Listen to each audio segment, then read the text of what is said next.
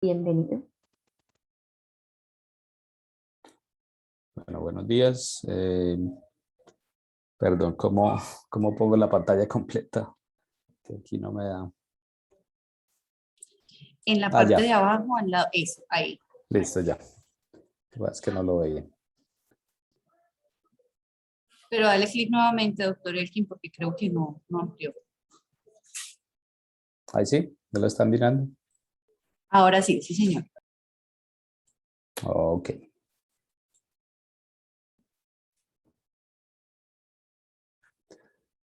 Bueno, buenos días a todos. Ahí disculpan la demora, pero bueno, hubo algunos problemas como técnicos que no faltan en todo este trasegar pues por la parte de las videos. Bueno, vamos a mirar entonces algunos aspectos. Perdón, yo pico acá. Listo. Muchas gracias por la invitación a los organizadores a Cuidarte 2021, tanto a la Universidad de Antioquia pues, como al grupo de investigación, neurociencias, y obviamente a SOLAS pues, que represento. Yo soy médico especialista en medicina deportiva y precisamente hago pues, las evaluaciones en SOLAS de la parte pues, de actividad física y el ejercicio que pueden realizar pues, las personas allí en el centro.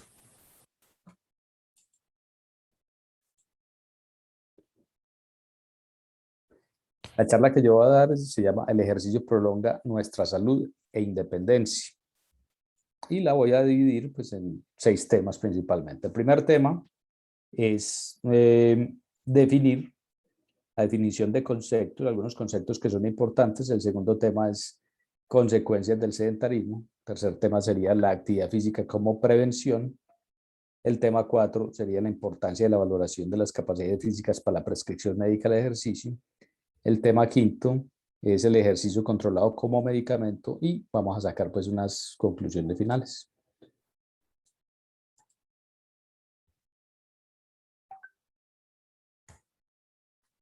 Entonces empecemos con el tema 1, que es la definición de conceptos. Entonces primero, ¿qué es ser activo? ¿Y qué es ser sedentario? Al parecer fueran como 2 conceptos muy similares, pero no, en realidad no son igualitos. El sedentarismo se define como la falta de actividad física o de movimiento durante las horas de vigilia. O sea, mientras estemos en vigilia, hacemos actividades que no van a sobrepasar el gasto energético o lo sobrepasan levemente, ese gasto energético que simplemente hacemos para poder vivir, o sea, para que funcione nuestro cerebro, para que funcionen el corazón, los pulmones, los riñones.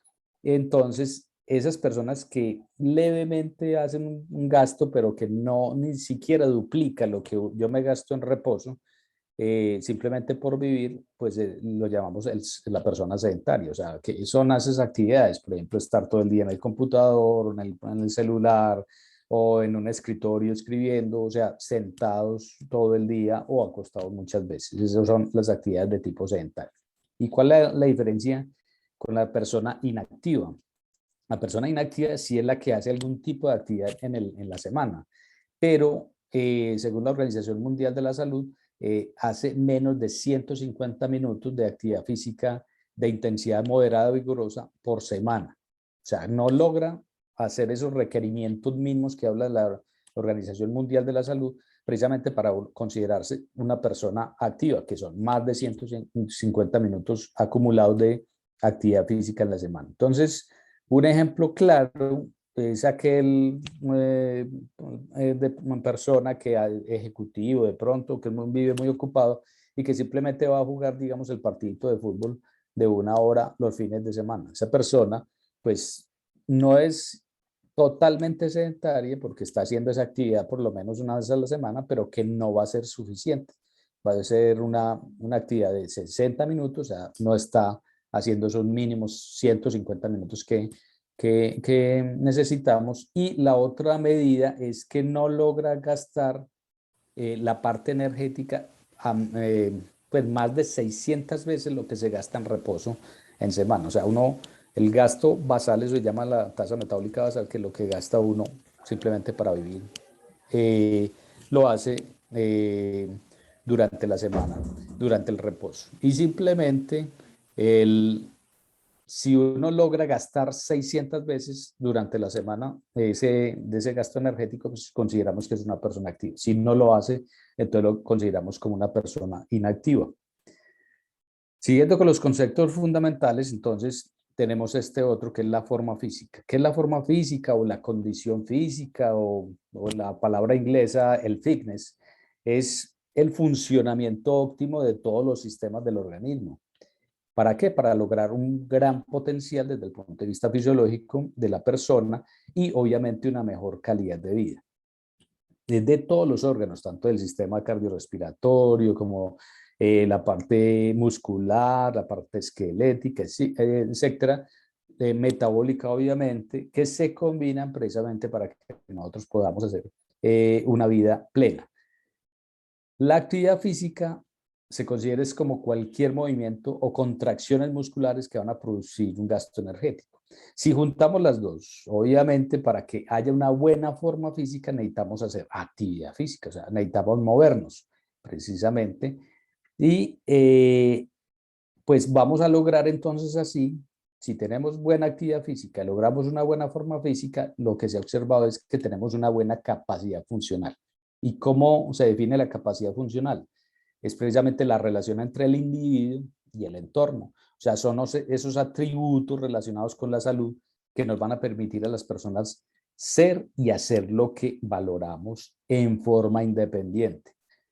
Y pues obviamente esa capacidad funcional se va a lograr precisamente con mayor actividad física. O sea, mientras más incrementemos la actividad física, pues vamos a lograr entonces una capacidad funcional mucho mejor, que eso le estamos hablando de una persona joven, va a ser muy importante, pero si estamos hablando de un adulto mayor, pues obviamente va a ser todavía más importante. Entonces, a mayor forma física va a haber mayor salud e independencia, porque obviamente si yo tengo una buena capacidad funcional, voy a ser más independiente y que me va a permitir obviamente un bienestar durante la vejez. Otros conceptos que queden claros es la diferencia entre el ejercicio y actividad física.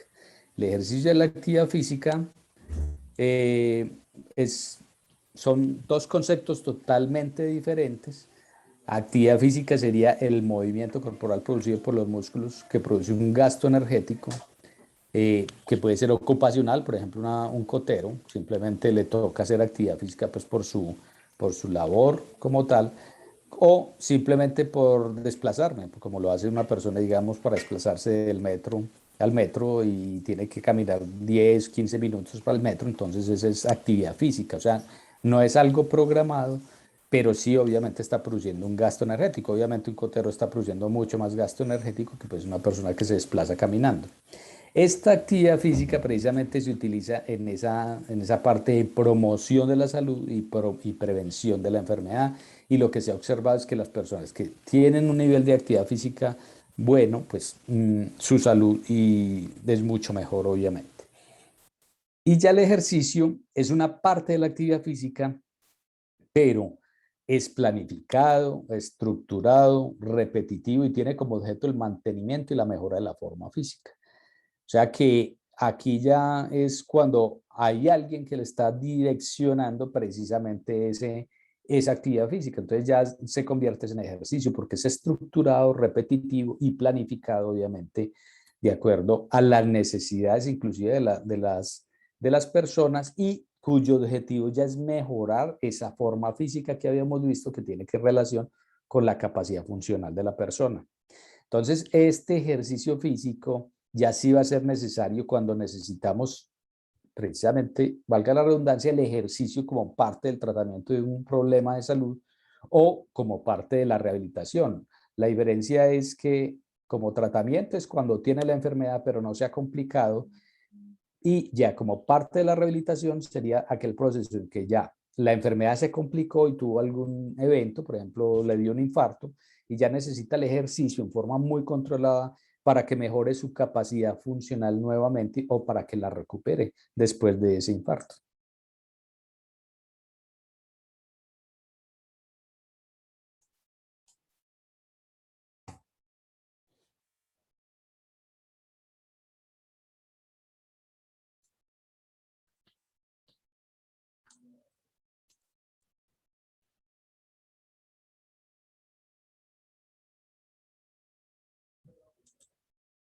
Bueno, sigamos con el tema 2. Entonces, el tema 2 es consecuencias del sedentarismo o de la inactividad física.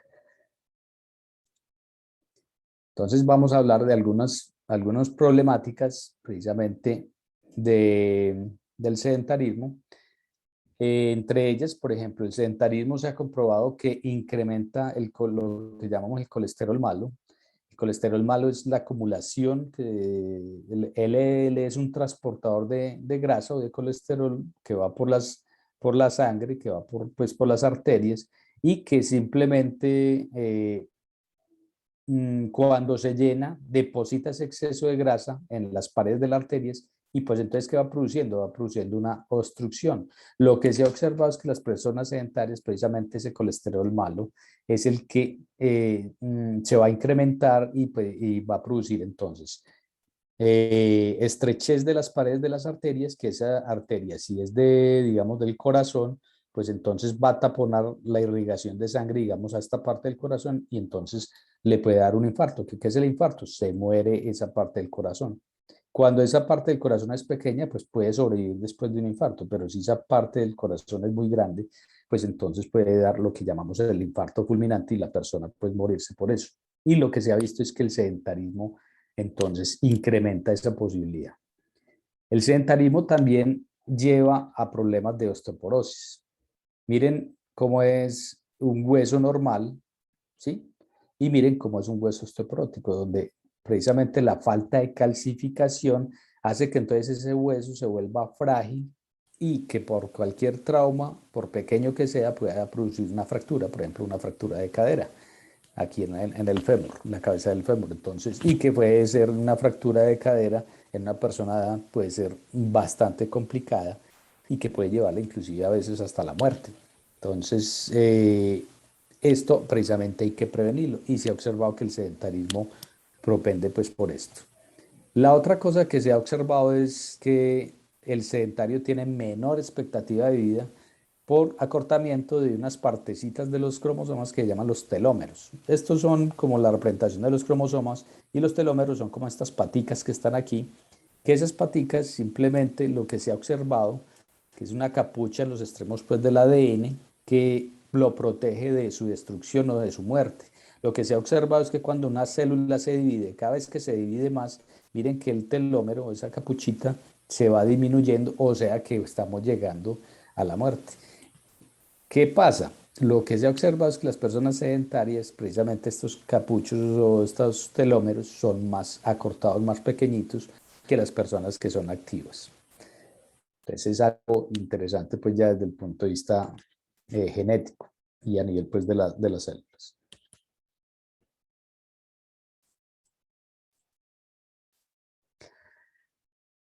Ok. El sedentarismo también disminuye la salud vascular. ¿Y qué es eso? Lo que pasa es que en los vasos sanguíneos hay unas capas y la capa más interna, que es la que está en contacto pues, precisamente con la sangre, la llamamos el endotelio. Son unas celulitas, todas planitas, pero que tienen una función fundamental en el organismo. Lo que se ha observado es que las personas, mientras más sedentario, ese endotelio se va dañando. Este sería un endotelio sano.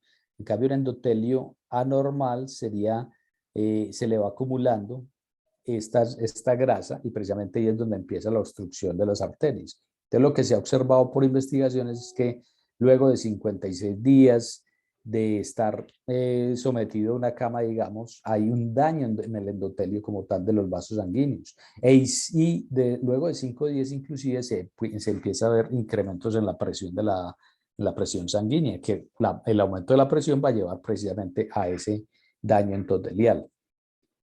Y todo esto lo que se ha observado es que se puede prevenir mediante una combinación de ejercicio aeróbico y de fuerza. Otros trastornos también que produce el sedentarismo son que el sistema de defensas va a ser menos competente. Lo que se ha visto en personas sedentarias es que hay, o sea, su sistema de defensa, pues como tal o inmunológico, no responde bien ante las infecciones y pues ante una pandemia eso es muy importante y de hecho se ha observado en investigaciones que las personas que hacen más actividad física tienen menos posibilidad de que se les complique, por ejemplo, el COVID o que lleguen a la muerte. También se ha visto que hay mayor probabilidad de sobrepeso en una persona sedentaria. ¿Por qué? Porque no gastan la energía que consumen durante la alimentación, entonces van acumulando esa energía y van primero a sobrepeso y luego llegan a la obesidad, que ya la obesidad tiene un montón de complicaciones y está relacionada con un montón de problemas como que aumentan el riesgo a nivel cardiovascular, o sea, un riesgo a infarto o a trombosis, y también riesgo a diabetes e hipertensión, que todas estas cosas están asociadas. Fuera de eso, también se nos va atrofiando la masa muscular. A partir de los 30 años de por sí se nos va atrofiando el músculo en una pequeña proporción. Se habla de que es 1% por cada década, pero si la persona es sedentaria, ese porcentaje de pérdida muscular es mucho mayor a medida que va avanzando el tiempo. Y si perdemos masa muscular, pues obviamente vamos a perder fuerza también. Y no solamente eso, sino también desde el punto de vista metabólico, el músculo es muy importante porque el músculo cuando se contrae produce un montón de sustancias, de mensajeritos que van a otros sistemas para que los otros sistemas también funcionen bien. O sea, todo esto está conectado. Y fuera de eso, uno con la edad puede ir perdiendo la agilidad, el equilibrio y la coordinación y una persona sedentaria pues obviamente la pierde mucho más rápido porque deja de exigir y de entrenarla el mismo músculo y la parte neurológica para que se tenga una buena coordinación agilidad. Entonces, ¿qué hace? Si yo tengo menor fuerza y menos equilibrio y agilidad, ¿qué voy a hacer? Que muy posiblemente me pueda caer con mayor facilidad y pues que si está acompañado de la osteoporosis que hablamos anteriormente, pues entonces me pueda fracturar mucho más fácil. El tema 3, entonces vamos a hablar ya de actividad física. Ya hablamos de cuáles son los problemas del sedentarismo. Vamos a ver entonces cómo la actividad física nos ayuda precisamente a prevenir todos esos problemas. Entonces, precisamente, el sedentarismo, habíamos hablado que aumenta el riesgo de un montón de cosas, pues hablemos en términos ya porcentuales.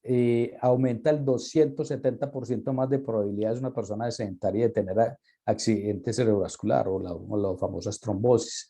El 160% más de probabilidad de tener diabetes. El 100%, o sea, el doble de probabilidades de tener un problema cardíaco o de producir una fractura y osteoporosis o inclusive con el cáncer también del colon, porque habíamos hablado de que la persona sedentaria disminuye su parte inmunológica y su parte inmunológica o de defensas no solamente es contra infecciones, sino también contra la producción de células malignas, como el cáncer.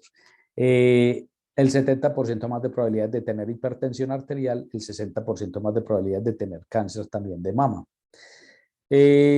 ¿Cómo vamos a prevenirlo precisamente? Estas son las recomendaciones generales de la Organización Mundial de la Salud, donde nos dicen debemos de realizar mínimo 30 minutos diarios de actividad física o durante el trabajo, por ejemplo, hacer algunas cosas para aumentar el nivel de actividad física, como estacionar el auto a cuadras del trabajo o dar un paseo durante el descanso del mediodía o evitar estar sentado durante muchas horas y tratar de pararse varias veces. Y digamos que si yo tengo que enviar un mensaje, no lo mando por correo electrónico, sino y la persona trabaja en el mismo lugar, pues simplemente voy, me desplazo allá y le doy el mensaje directamente. Interrumpir esos periodos con breves estímulos de ejercicio. No tanto como esto, no utilicemos tanto el carro, simplemente dejemos el carro en la casa, evitémonos tacos, caminemos mejor o montemos en bicicleta para ir al trabajo, por ejemplo, o para ir al estudiar. Pues precisamente entonces estas cosas son las que nos van a llevar precisamente a la prevención de las consecuencias que ya habíamos hablado del sedentarismo. Y Ya el tema 4 es cuál es la importancia de la valoración de esas capacidades físicas para la prescripción médica del ejercicio. Aquí es muy importante, esto inclusive son evaluaciones que realizamos pues en SOLAS a los que ingresan, y es que todo el mundo cree que la valoración de las capacidades físicas solamente es para personas jóvenes. No, es para todo el mundo.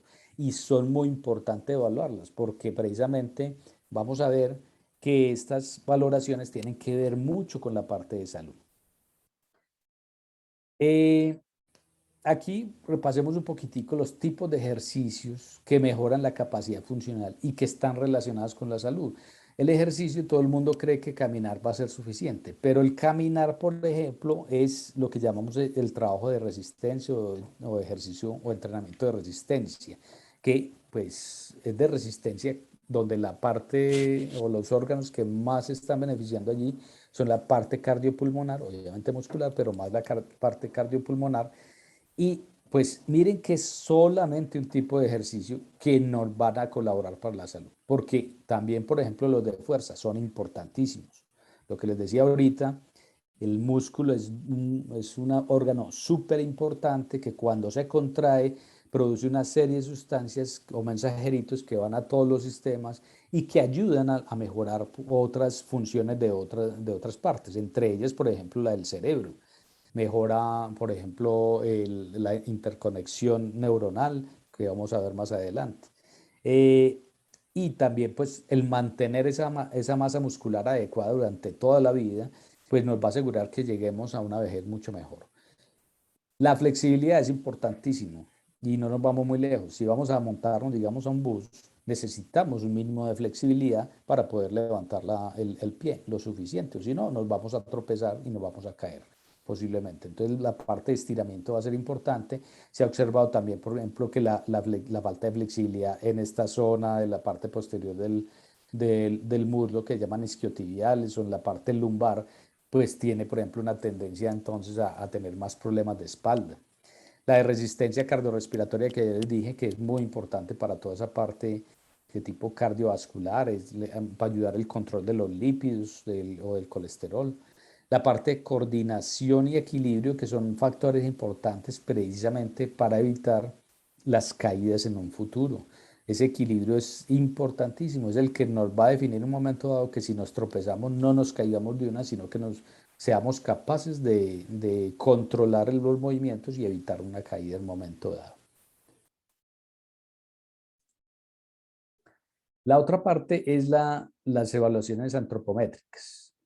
Entonces, que esto, por ejemplo, es una evaluación que hacemos normalmente en SOLAS y que es muy importante. No solamente nos quedamos con el peso y con la talla de la persona y con eso se hace algo que se llama el índice de masa corporal, o sea, la relación entre el peso y la talla, que es importante, es un índice importante para saber por lo menos si la persona está en sobrepeso o no, pero muchas veces el problema es que sabemos que está en sobrepeso, pero no sabemos si ese sobrepeso es un exceso de masa muscular, pues o es por masa muscular o por un exceso de grasa, que esa diferencia es importantísima, porque es que cuando uno tiene un poquitico más de peso por masa muscular, no tiene ningún problema desde el punto de vista de salud.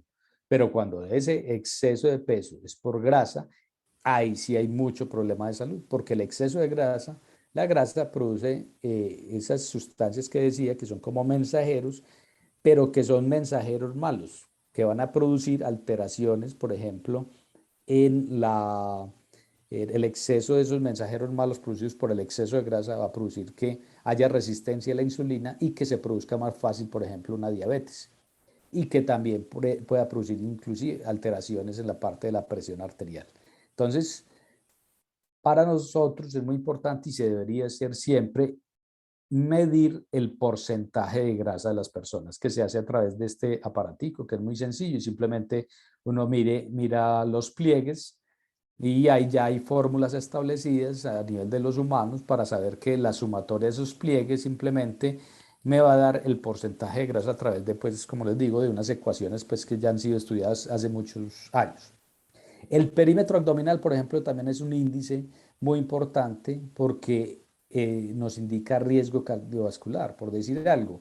Si las mujeres tienen más de 82 centímetros de perímetro abdominal, ya tienen un alto riesgo de problemas cardiovasculares, o si el hombre tiene más de 102 centímetros, tiene un alto riesgo también de problemas cardiovasculares. Y es algo que se ha relacionado muy bien pues con esa parte cardiovascular, porque el exceso de grasa, sobre todo a nivel del abdomen, es muy perjudicial y es el que más se ha relacionado con problemas de infartos y de trombosis.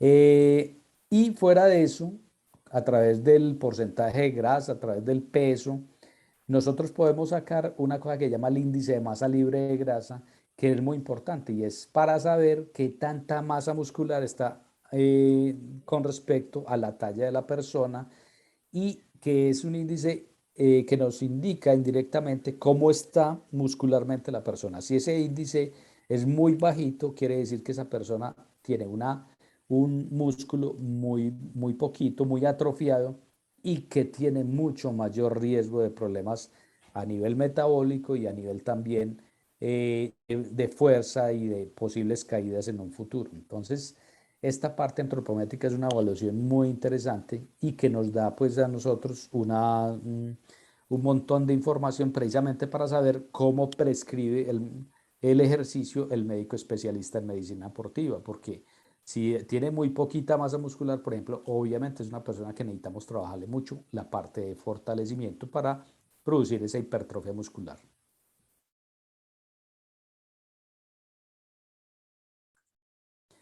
Hay otros test que nos dan también mucha información. Por ejemplo, este es un test que se llama el Sit and Reach, eh, perdón, el test Chair Sit and Reach, que es un test para medir la flexibilidad. Simplemente la persona sentada se le dice que trate de tocar la punta del pie y uno mide pues la distancia que le falta para llegar allí. Normalmente uno debería de llegar hasta aquí.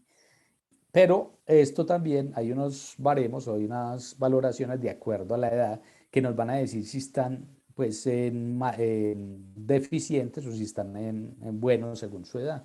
Y que es importante para valorar pues qué estado de flexibilidad tiene la persona, y pues obviamente nos va a decir entonces cómo debemos de enfocar el ejercicio si esa persona necesita trabajarle mucho la flexibilidad de ciertos grupos musculares. Este otro es el de 30 segundos chairs stand, o de sentarse y levantarse durante 30 segundos. Es un test muy importante, utilizado internacionalmente, inclusive ahora lo están utilizando como valoración para las personas que ya sufrieron de COVID y quedaron, digamos, mucho tiempo en los hospitalizados en UCI y que salen y que quedan con una disminución de la capacidad física. Lo utilizan inclusive para mirar también cómo se comporta la saturación de oxígeno con este ejercicio. Es muy simple, simplemente uno le dice a la persona que se para y se siente durante 30 segundos y uno cuenta cuántas veces lo puede lograr. Y me está mirando, es la fuerza, sobre todo de los miembros inferiores. El otro test que se utiliza es la capacidad, el test de capacidad aeróbica, o el de las 6 minutos wall test, que es una prueba simplemente donde en un circuito que ya está determinado y que uno tiene determinados los metrajes, uno le dice a la persona que haga el mayor número de vueltas durante 6 minutos, y esa es la cantidad de metros totales que logra la persona, y que dependiendo de esa cantidad de metros nos está diciendo cómo está su capacidad cardiorrespiratoria. Es tanto como esto. Se ha observado que el que logran, por ejemplo, menos de 300 metros en 6 minutos es una persona con muy mala capacidad de tipo aeróbico y que tiene mucho mayor riesgo de las complicaciones, tanto después de, digamos, de hospitalización o complicaciones a nivel cardiovascular en un futuro. El de la fuerza de presión manual, que se hace con este tipo de aparaticos, que es para medir la fuerza, cuánta fuerza tiene uno pues en la presión, es indirectamente para medir la fuerza pues del miembro superior, y es también un dato interesante que nos va a servir para ver cómo está esa parte muscular. Y esta prueba, que es la de agilidad, coordinación y velocidad en la marcha, donde la persona a 2.5 metros se le pone un cono, la persona empieza sentada y se le cronometra el tiempo que se demora en pararse, darle la vuelta al cono y a devolverse. Pues les cuento que esta pruebita tan sencilla se ha correlacionado con el riesgo de caídas para una persona. Cuando lo hace demasiado lento, ¿qué quiere decir eso? Es que no tiene buena coordinación en la marcha y por ende esa persona tiene mucho alto riesgo de poderse caer, de tropezarse y caerse. Entonces miren que son pruebas muy importantes, sencillas, pero que nos dan una gran información tanto a los fisioterapeutas como también a los médicos especialistas en medicina deportiva para saber cómo le prescribimos el ejercicio a las personas.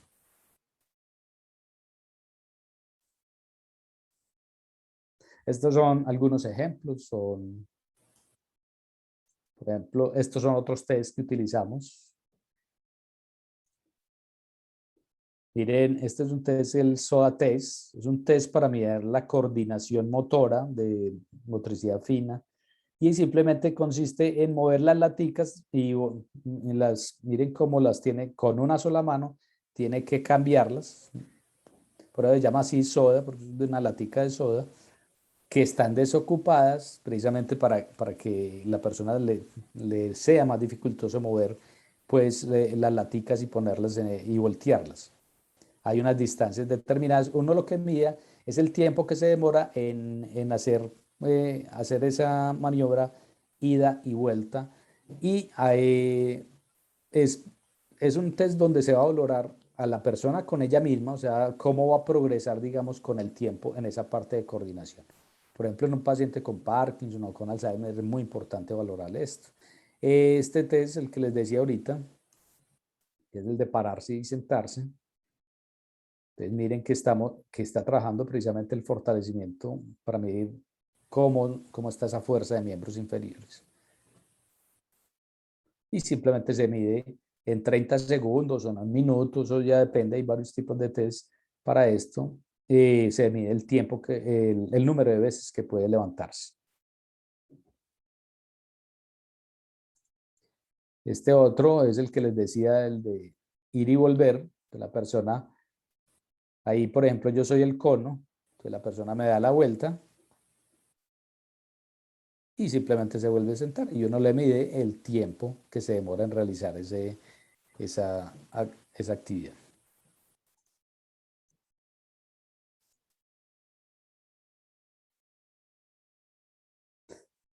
Bueno, entonces vamos ya para el tema 5, precisamente el ejercicio controlado, por qué va a servir y por qué hay una campaña a nivel internacional que se llama Exercise is Medicine, o sea, el ejercicio es medicina, y pues yo lo puse así, el ejercicio en realidad es como un medicamento, o sea, cuando uno manda una receta, nosotros los especialistas en medicina deportiva, pues fuera de que obviamente mandamos las recetas normales de diferentes medicamentos, pero nuestra receta fundamental es precisamente el ejercicio como tal. ¿Y el por qué? Porque es que eh, hagamos una comparación. Cuando uno manda un medicamento, un tipo de medicamento, por decir algo, acetaminofén, que es el más común, pues simplemente es un tipo de ejercicio, por decir algo, el tipo de ejercicio, un ejercicio de fortalecimiento de brazos. Los miligramos del medicamento, que uno dice entonces acetaminofén 500 miligramos, pues entonces uno va a prescribir la intensidad o el vigor con el cual debe realizar el ejercicio. Entonces, por decir algo, uno les va a decir a los profesionales en deporte o a los educadores físicos o a los fisioterapeutas, bueno, vamos a trabajarle digamos, al 50% de la intensidad máxima que pueda la persona. O cuando uno trabaja, por ejemplo, bandas elásticas, entonces hay diferentes colores que me miden los diferentes tipos de intensidad, por decir algo. Las veces al día, es las veces al día que yo mando el ejercicio. O sea, yo le digo a medicamentos, me va a tomar, entonces acetaminofén, 500 miligramos 3 veces al día o cada 8 horas, pues igual uno le dice entonces las veces por semana que tiene que realizar ese ejercicio para que se logren los objetivos. Y el tiempo de aplicación, pues digamos que uno dice el acetaminofén me lo va a tomar por una semana, pues entonces uno le dice, bueno, el programa de ejercicio para que mejore, digamos, su condición muscular tiene que ser mínimo de un mes. Entonces miren que en realidad cuando uno prescribe el ejercicio es como prescribir un medicamento. Y de todas estas criterios de cómo prescribe el ejercicio, pues va a depender de que se logren unos objetivos ya cuando se necesita ese medicamento llamado ejercicio para diferentes tipos de enfermedades. Miren, todos estos son tipos de enfermedades que se ha comprobado y que tienen evidencia científica que el ejercicio es importantísimo para, como parte del tratamiento de ellas. Esto es sacado precisamente de una, mm, de una revisión pues, sistemática que se hizo por allá en el 2015 de la parte del ejercicio en una revista pues, internacional de las top a nivel internacional. Y observen, por ejemplo, en diferentes tipos de enfermedades lo que se ha comprobado con el ejercicio. La parte de enfermedades metabólicas, obviamente en la obesidad es importantísimo. Una persona obesa que quiera bajar de grasa, porque es más fundamental bajar la grasa que el peso, como les decía ahorita, es súper importante el ejercicio. Mejor dicho, yo puedo tener una dieta muy estricta, pero el cuerpo se defiende ante una dieta muy estricta simplemente bajando el gasto calórico y por ende, por eso uno con una dieta estricta baja al principio, pero ya después se va a estancar. Entonces necesita el ejercicio precisamente para que continúe bajando de peso.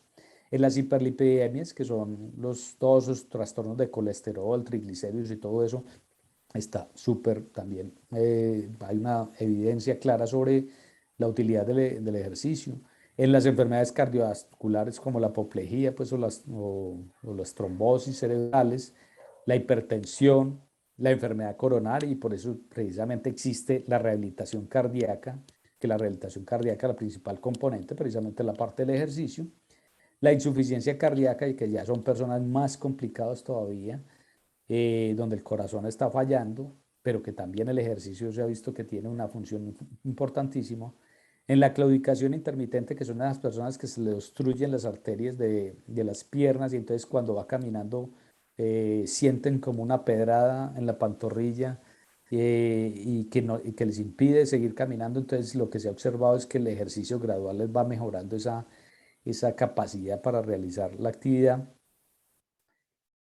Ya en trastornos musculoesqueléticos como las osteoartritis, o sea, los problemas degenerativos, desafortunadamente muchos médicos anteriormente le decían a una persona con artrosis o con degeneración de las articulaciones que se quieta, y no, antes el contrario, hay que moverla, hay que movilizarla, pero hay que saber cómo movilizarla y saber qué tipo de ejercicio.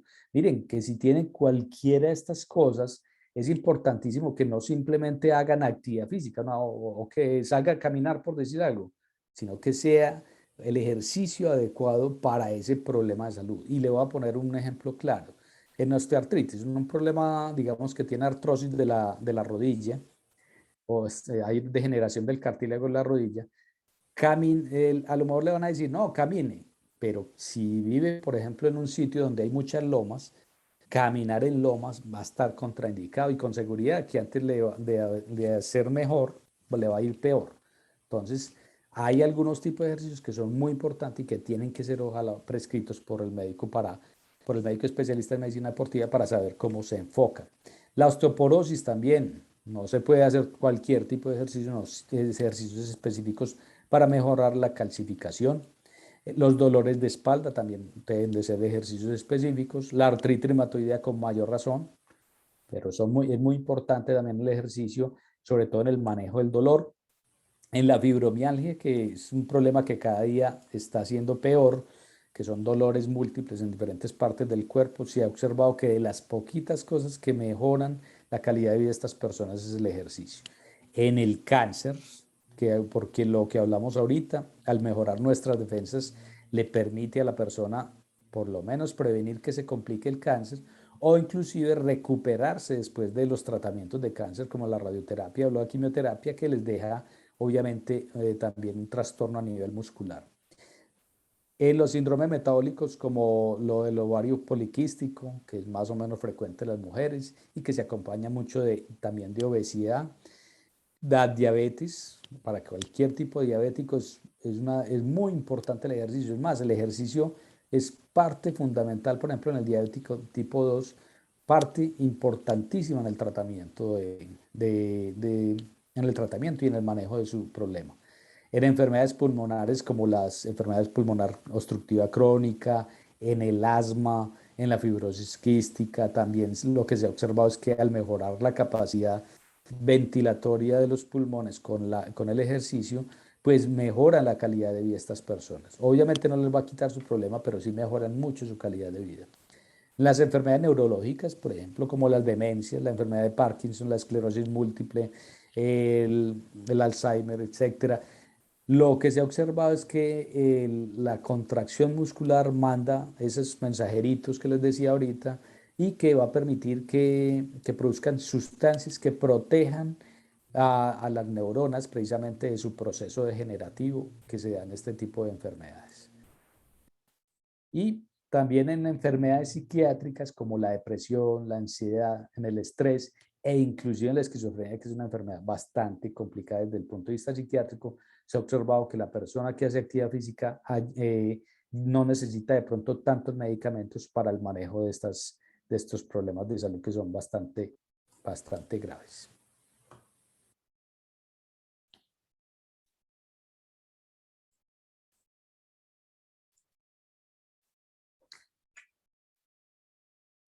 Bueno. Entonces empecemos a hablar precisamente como de cosas muy específicas. No vamos a hablar de cada una de las enfermedades porque pues el ejercicio específicamente va a servir, pero sí en cosas muy específicas. Por ejemplo, el ejercicio disminuye la presión arterial. Esto es lo que se ha observado. No es que obviamente pues no va a necesitar tratamiento, pero sí es parte importante de su tratamiento para mantener una presión por lo menos controlada con el medicamento. ¿Y por qué? Porque el ejercicio produce lo que llaman vasodilatación y al disminuir, o sea, al abrir las arterias, pues hace que la presión arterial, pues obviamente disminuye. Como les decía ahorita, también va a evitar que se acumule el exceso de colesterol. ¿Y cómo? A través de estimular este tipo de colesterol que se llama el HDL, que es lo que llamamos el colesterol bueno. ¿Qué es el HDL? El HDL hace todo lo contrario al LDL. El LDL, que es el malo, deposita esa grasa en las arterias. En cambio, el HDL la recoge y se la lleva al hígado para que sea eliminada. Entonces, este HL haga de cuenta que es como el carrito de basura que va pasando por las calles y va recogiendo todos esos acúmulos de basura que hay en las calles. Es lo que hace el HL. Y precisamente entonces vamos a evitar que se nos dé estas obstrucciones de la arteria y que se nos produzca entonces el infarto. Fuera de eso, el entrenamiento de fuerza combinado con entrenamiento cardiorrespiratorio, por ejemplo, bicicleta, caminata o natación, entonces va a evitar este problema y es la falta muscular cuando uno llegue a la vejez.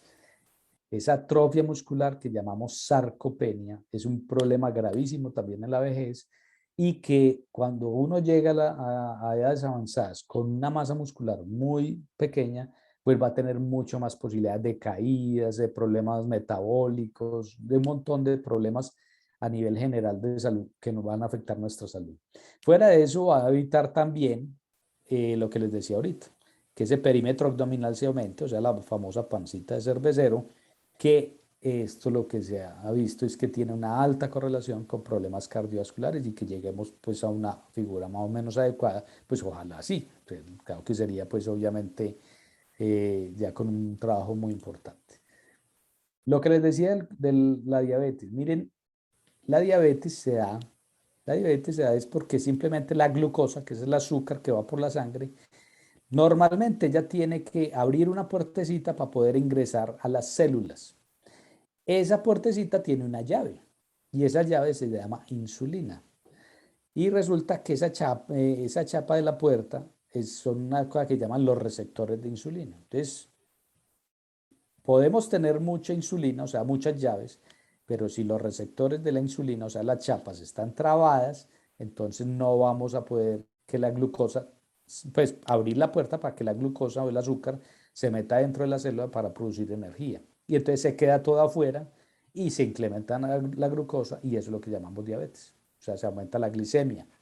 Entonces, la diabetes con el tiempo puede producir una serie de alteraciones y complicaciones a nivel cardiovascular, a nivel inclusive neurológico, se le va perdiendo la sensibilidad. ¿Saben quién arregla esa chapita? Pues precisamente el ejercicio. El ejercicio es como aquel señor que llamamos para que nos arregle la chapa, o sea, nos arregle el receptor, y cuando nos arregla el receptor, entonces la llavecita que es la insulina sí sirve y puede abrir la puerta, y para que pueda abrir la puerta, y entonces la glucosa pueda ingresar a la célula para que se produzca energía a través de ella. Entonces, miren la importancia. El ejercicio básicamente está siendo en forma natural un medicamento y está actuando específicamente con el problema de la diabetes tipo 2. ¿Qué otra cosa hace el ejercicio? Regula el apetito y el sueño, es muy importante, y por eso, pues, por ejemplo, en enfermedades psiquiátricas va a ser importante, porque eso es una de las cosas que más se alteran en las enfermedades psiquiátricas y también en la fibromialgia. Mejora la interacción social, importantísimo también.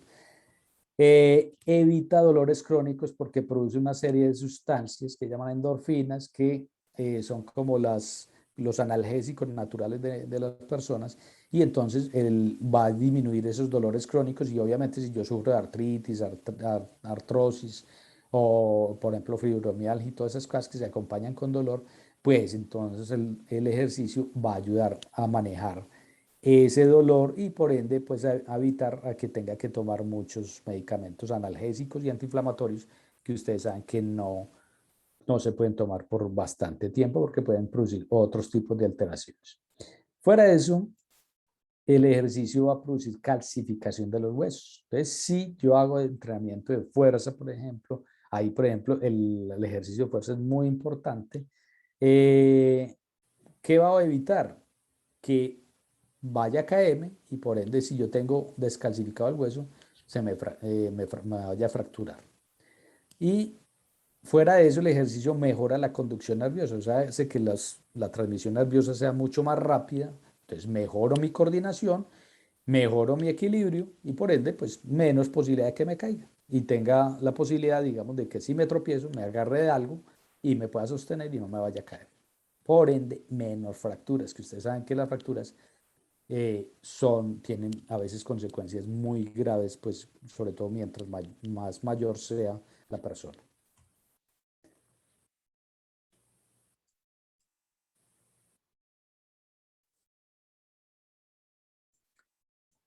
Y la otra parte es precisamente el ejercicio, cómo tiene beneficios en el cerebro. Lo que hace es básicamente, a ver, las neuronas lo que hacen es interconectarse, o sea, así como en una cosa de estas de servidores de computadores, donde mientras estén más conectados funcionan mejor, pues así son las neuronas. Mientras estén más conectadas funcionan mejor. De hecho, precisamente una persona, digamos, con Alzheimer, esas interconexiones se van alterando ahí, y entonces, y hay muerte neuronal. Lo que se ha observado con el ejercicio es como el señor ese que empieza a conectar todas las redes, y pues precisamente como mejora esa interconexión entre todas las neuronas, pues el funcionamiento como tal va a ser mucho mejor. O sea, que va a mejorar los procesos cognitivos, va a mejorar entonces la memoria, va a mejorar la parte de lógica. Se ha observado, por ejemplo, que en los niños, los que hacen más actividad física, su mente es mucho más ágil.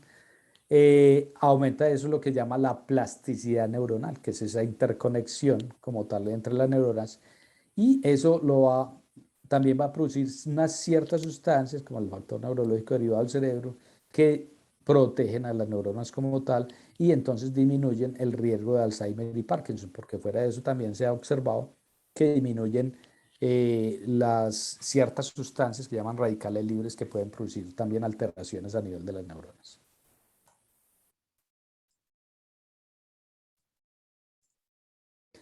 Y la otra parte, que es más, que nos compete más, pues como en la actualidad, y es que el ejercicio mejora nuestro sistema de defensas, y pues entre ellas obviamente también al parecer contra el COVID, aunque no hay una investigaciones pues específicas del COVID porque es algo muy reciente, pero lo que se ha observado y ya sí hay evidencia es que, por decir algo, mejora las defensas contra infecciones virales, por ejemplo en la influenza, eh, y se ha observado inclusive que después de la vacuna mejora la producción de anticuerpos para que esa vacuna funcione mejor. en la influenza, como les digo, y inclusive también con otras infecciones virales pues muy parecidas a la del COVID-19. Lo que pasa es que al parecer mejora pues ciertas organelas o partecitas de las células desde el punto de vista energético que son muy importantes en la parte inmunológica, o sea, en las células de defensa del organismo. O sea, que también nos puede ayudar a mejorar esas defensas contra todas estas infecciones y pues entre ellas muy posiblemente para que el COVID. Y lo que sí se ha visto es la relación de que aquellas personas que hacen actividad física pues tienen menos tiempo de hospitalización y se recuperan mucho más fácil. Y lo que sí es que después del COVID, por ejemplo, muchas personas quedan con problemas de fatiga muscular, de dificultad respiratoria para movilizarse, o sea, con una disminución de su capacidad física muy importante debido pues al estar encamado mucho tiempo y como decíamos, el estar encamado mucho tiempo tiene muchas alteraciones en la salud y pues parte fundamental de la recuperación de esas personas va a ser precisamente el ejercicio a través del proceso de rehabilitación como tal. Precisamente en SOLAS estamos tratando de montar ese tipo de programas para esas personas que han sufrido del COVID y que necesitan una recuperación de su condición física para eso. Entonces, ya por último son las conclusiones. Y es que una vejez saludable e independiente depende en buena parte de esa capacidad funcional que adquiere durante toda la vida y que lo conserva para la vejez. O sea que es como asimilar esa actividad física que se acumule durante toda su vida, es como ese ahorro que uno hace de la pensión para tener una mejor vejez. Entonces, si queremos llegar a ser un adulto mayor activo e independiente, pues necesitamos es esto, que sigamos activos durante toda la vida. Miren el nivel de rendimiento físico comparado con obviamente a partir de los 30 años, ese rendimiento físico empieza a bajar y por eso pues uno ve que los deportistas generalmente 30, 35 años, con algunas excepciones de personas muy bien dotadas, pueden durar hasta 40 años en su vida pues, deportiva, pero obviamente a partir de los 30 años, por el deterioro normal, se empieza a disminuir el nivel de rendimiento físico. Pero si yo sigo activo durante toda mi vida, voy a lograr esto, a tener una vejez bien, independiente y saludable, pero si no sigo siendo, si dejo de hacer actividad física y soy sedentario, muy posiblemente voy a ser esa persona que va a terminar en una cama totalmente dependiente de otras personas que me hagan el cuidado. Entonces, el ejercicio prolonga la salud e independencia y esto debe ser desde la niñez, o sea, todo el ciclo vital. O sea, al niño debe hacer, lo debemos dejar hacer actividad física, al adolescente también, cuando estamos adultos también y obviamente cuando estemos ya como adulto mayor, pues también. O sea, que esa actividad física debe ser durante todo el ciclo vital. Y como decía una frase acá que me encontré en Walt Disney, la mejor manera de empezar es dejar de hablar y empezar a actuar. O sea, debemos de hablar, hagamos actividad física por lo menos y ya si tenemos algún problema de salud, pues hagamos ejercicio, ojalá prescrito por un médico especialista en medicina deportiva y controlado por profesionales precisamente del deporte, del profesional en deporte o de la actividad física, o educadores físicos, que son los que saben precisamente cómo deben de hacer los ejercicios. Muchas gracias y si tienen alguna pregunta. Muchas gracias, doctor Elkin, por la presentación. Sí, hay muchos comentarios y preguntas. Voy a empezar aquí con la sección de preguntas y respuestas y nos dicen, por la pandemia, la falta de actividad me ha generado bursitis del trocante y espolón. Me he aumentado de peso, ¿cómo me puedo curar y qué debo hacer? Sí, o sea, la pandemia, eso es una de las consecuencias precisamente, pues ya se ha visto en estudios que el nivel de actividad física de las personas disminuyó mucho, precisamente, pues sobre todo cuando estábamos en el confinamiento, y que eso empezó entonces a generar problemas derivados precisamente del sedentarismo, de la inactividad. Bursitis, por ejemplo, bursitis, tendinitis y todo esto, que son problemas derivados de que uno se desacondiciona y cuando va a hacer, digamos, alguna actividad muscular, pues ese músculo no está preparado para eso y entonces empiezan esos problemas que llamamos de lesiones por sobreuso, y es solicitar una estructura que no está preparada, digamos, para hacer alguna actividad. Y es porque por el mismo desacondicionamiento. Entonces, obviamente, sí es muy frecuente. Que ya cuando tienen estos tipos de problemas, ¿yo qué les sugiero? Deben de tener pues, la evaluación de médico especialista en medicina deportiva. Primero que para hacer un diagnóstico claro, obviamente, de qué es lo que tienen, para tratar entonces ese problema inicialmente y pues para saber cómo se enfoca el ejercicio precisamente para que vuelva otra vez como a las actividades normales. Entonces es importante, o sea, siempre que yo tenga un problema de salud, es mejor que haya pues una evaluación médico-deportiva para que ya tenga la prescripción del ejercicio. Como decíamos, el ejercicio es un medicamento, pero hay que saberlo prescribir bien para que tenga pues sus efectos adecuados.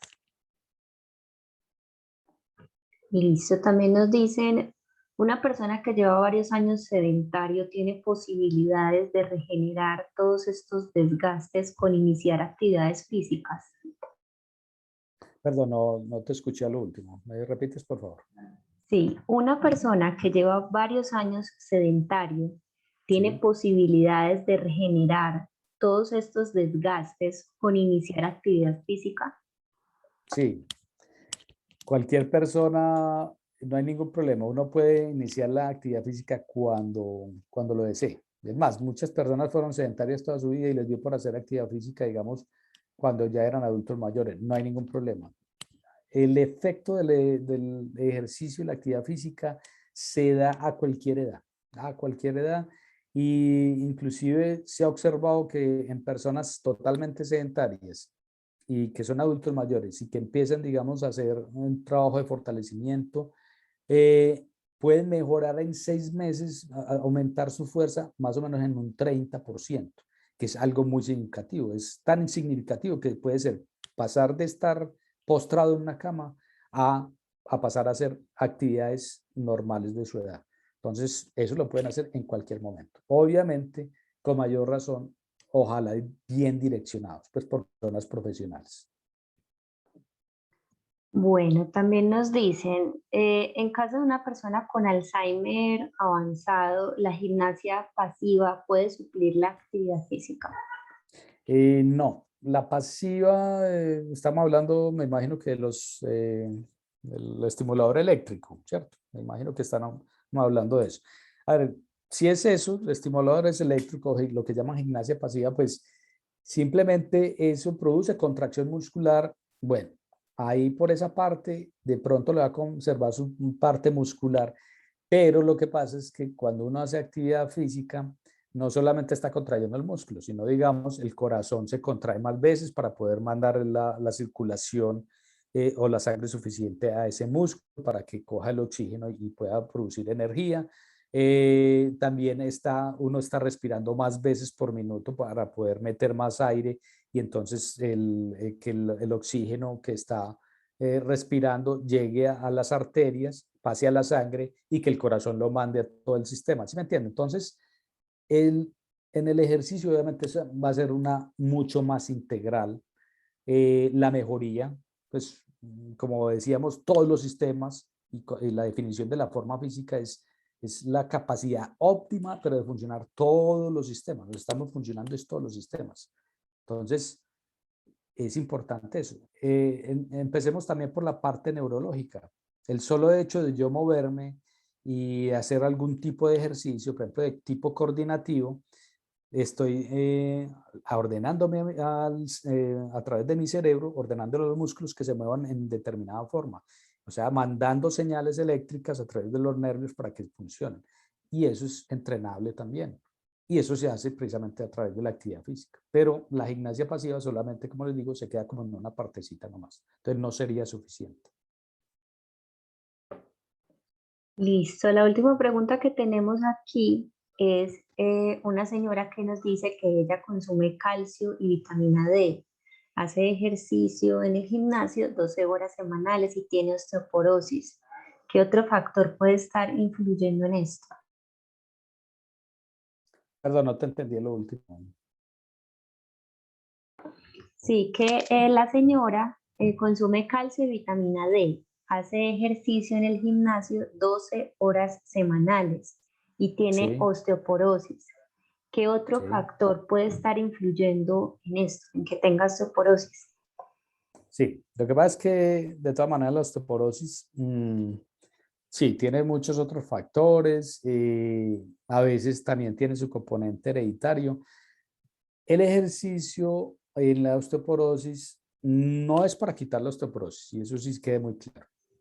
Es parte del tratamiento, pero obviamente el manejo de medicamentos es muy importante y que se lo debe mandar pues el especialista para todos esos medicamentos que se están utilizando ahora pues para osteoporosis, y el ejercicio pues ayuda a calcificar, ayuda a que esos medicamentos de pronto funcionen mejor, pero no quiere decir que con el ejercicio se le va a quitar, ¿listo? Y la osteoporosis generalmente no se quita, se controla generalmente. La otra parte del ejercicio es que, como decíamos, mejora la fuerza, mejora la coordinación, mejora el equilibrio, pues va a evitar que se vaya a caer. Entonces, fuera de que tiene osteoporosis, si se cae, ahí sí tiene más peligro de que se fracture. Pero si hace ejercicio regularmente, como lo hace, pues va a haber menos chance de que caiga. Obviamente uno no puede decirle en medicina que nunca o que siempre, porque eso es imposible, porque puede haber cualquier cosa que suceda y que se caiga, pues, pero tiene menos chance. Eso por estadística se ha visto que la persona osteoporótica que hace ejercicio tiene menos chance de caerse y de fracturarse. Eso sí es muy importante. Pero como les digo, no es que se le va a quitar la osteoporosis, sino que se va a controlar mejor. Bueno, nos surgieron otras dos preguntas. Dice, una persona con enfermedad neurodegenerativa, ¿con el ejercicio se podría controlar? Neurodegenerativa. Es decir, le va como a prolongar va a hacer que el deterioro no sea tan rápido, básicamente, es eso. Y ya depende, pues, obviamente, de la enfermedad neurodegenerativa, porque es que y depende propiamente de la enfermedad. Pero lo que sí se ha observado es que las personas, por ejemplo, por decir algo, con Parkinson y que hacen ejercicio y ese ejercicio controlado, por lo menos ese deterioro no se hace tan rápido, sino que se maneja, es mucho más manejable en el tiempo. Y también lo que se ha observado es, con el Alzheimer, por ejemplo, que también las personas que hacen actividad física, pues ese deterioro cognitivo también es mucho más lento. ¿Por qué? Porque el ejercicio mejora la circulación cerebral, porque como les decía, produce unas sustancias que protegen las neuronas. Entonces eso ayuda. Tampoco es que les va a quitar el problema. ¿Listo? Eso también quede claro. O sea, nunca el ejercicio ahí en esa parte va a reemplazar pues un medicamento, obviamente. Ese sí es, pero es parte también del tratamiento de ese problema. Listo, doctor. Pues aquí había otra también relacionada pero es con la enfermedad de Parkinson. Entonces, también está preguntando que con el ejercicio lo controla. Entonces, Sí, como les digo, o sea, se prolonga, su deterioro es más lento, pues. Ese es básicamente eso. listo, ya no hay más preguntas, hay comentarios en redes sociales, aquí que muchísimas gracias, Mucho gusto. qué exposición tan hermosa, muchas bendiciones. Y bueno, doctor, entonces le agradecemos también por su participación en este día. Le recordamos a todos que hoy estamos hablando sobre la importancia de la actividad física como factor protector que nos ayuda a nuestro cuerpo, a nuestra salud. Ayer estuvimos hablando sobre la estimulación cognitiva. Y antier estuvimos hablando sobre la importancia de las relaciones sociales. No se pierdan, mañana también vamos a tener actividades, vamos a hablar de otro factor muy puntualitos, no les voy a decir en este momento cuál es para que vengan mañana.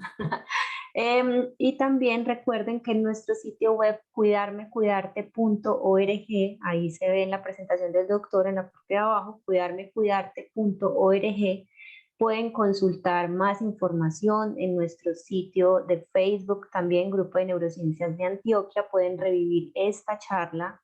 Esta charla quedó grabada, la vamos a subir a nuestro micrositio cuidarmecuidarte.org y también en Facebook pueden encontrar todas las que hemos realizado esta semana y las meses anteriores.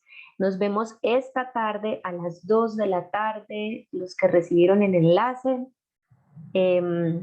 Angie, ¿podemos poner el enlace por acá, por favor, también? Claro que sí, ya lo vamos a poner y qué pena te interrumpo, Alejandra. Muchas gracias al doctor Elkin. Les recuerdo Mucho gusto, que hasta luego, feliz día. hasta luego. A las personas que tienen Facebook, en el Facebook también está el enlace para en la tarde ver la otra charla. Igual ya se los voy a dejar acá en el chat. Listo, entonces mañana, bueno, no, ya les dije que no les iba a contar la de mañana, el factor protector, pero entre todo lo que hemos pensado para ustedes está las relaciones sociales, el buen dormir, la actividad física, la alimentación, todo influye para nuestra salud y especialmente la salud de nuestro cerebro. Entonces nos vemos esta tarde a las 2 para hacer un taller práctico sobre lo que acabamos de ver ahorita en la mañana, también con un profesional de SULAS. Aquí Ángela nos ayudó poniéndonos el enlace, está en el chat para que todos lo puedan guardar por si no les ha llegado el correo. Y así nos vemos esta tarde. Entonces, feliz descanso y muchas gracias por estar con nosotros.